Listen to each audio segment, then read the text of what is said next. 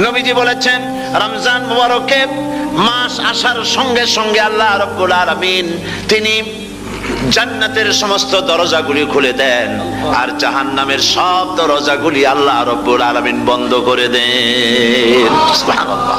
আর শয়তানকে শৃঙ্খল দিয়ে বেঁধে ফেলা হয়, শিকল দিয়ে শয়তানরা বাঁধা হয়ে যায়।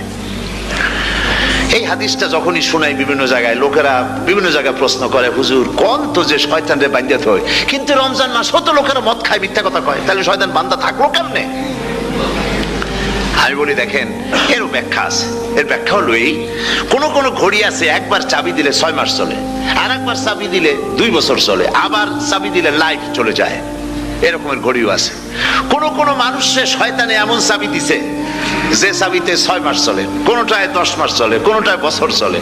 রোজার মাসেও যারা গুনাহ করে শয়তানে এমন চাবি দিছে যে রোজার মাসেও বন্ধ হচ্ছে না। এরা শয়তানের খপ্পরে পড়ে গেছে। আল্লাহ এই চাবি থেকে মুসলমানদেরকে হেফাজত করুন বলি আমিন। জোরে বলেন আমিন।